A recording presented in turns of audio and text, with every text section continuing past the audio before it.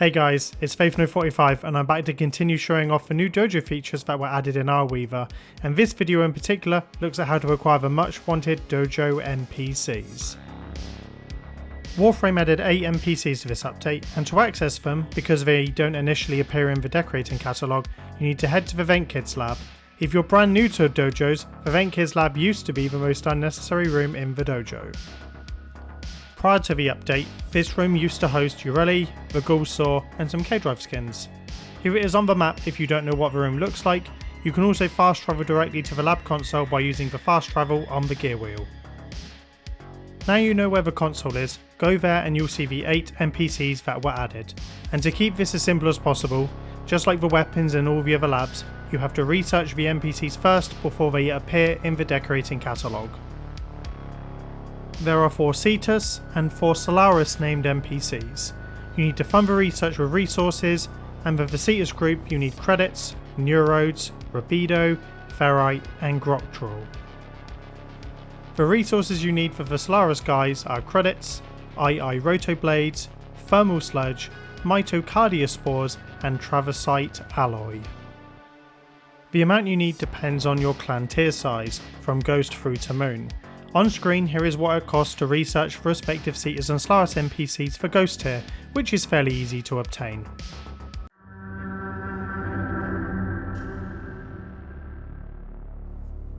Now turning our attention to hate crimes.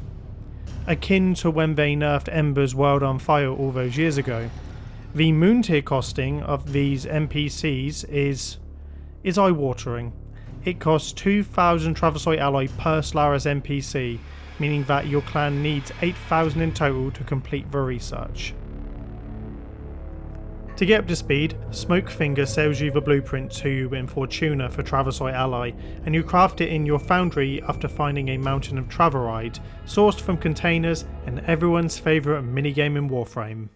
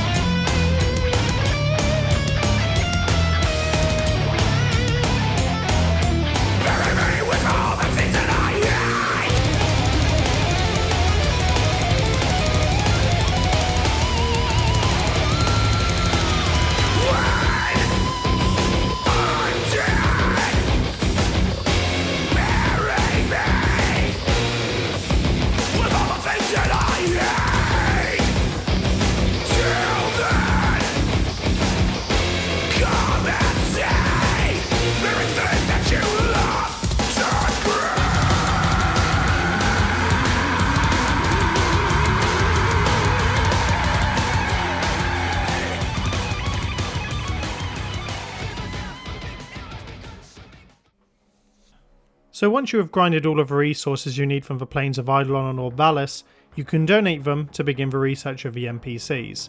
Once fully funded, it takes 60 minutes for the research to complete. And once they are researched, you can forget about the horrors you've witnessed in the Ventkids Lab, as the shiny new indentured servants dojo NPCs are now accessible in the Visitors tab in the main decorating catalogue. Here is what you need to know about the NPCs now that you have access to them. You still need resources to place each NPC, and this time the resource burden comes from having enough Thermal Sludge or Groctrol for the respective visitor. When you place an NPC, it builds automatically as opposed to needing to wait 24 hours to finish funding like all the other decorations in the regular catalogue. They cost 25 capacity to place per NPC, making them the most cap intensive item in the normal dojo catalogue. They are animated and do move slightly, they are not static objects frozen in time, which makes them particularly interesting in shadow art. So for example...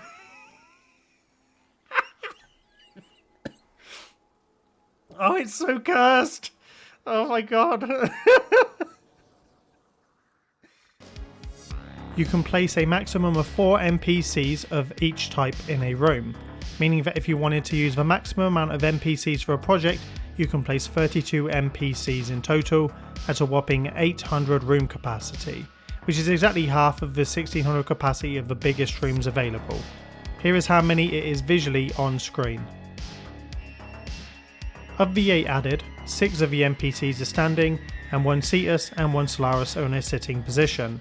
The Solaris one in particular I can see being used a lot for vehicle pilots. There are no clipping issues with the NPCs and no red zones thankfully. It's easy to build around them or add them into an existing build. The only thing you have to note is that they have quite a wide hitbox, so if you look at the screen now and you face something into them and want to remove that item, you have to actually remove the NPC first, as it restricts you from hitting the object that you just placed. And finally, the access point of the NPCs is at their feet for the standing models, and for the one sitting it is on their... yeah, you get it. And that is everything on how to add NPCs to your Warframe dojo. What you do with them is up to you. Will they be the custodian of the new ship, or will they occupy your favourite rest spot in the dojo? Or will you damn them to an eternity of suffering?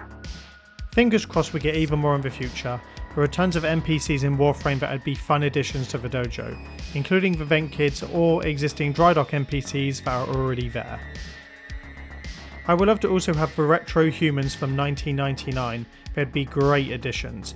Anyway, whilst I am dreaming, if you found this video informative, please like this video and subscribe to the channel, which has tons of Orbiter and Dojo content to take your builds to the next level.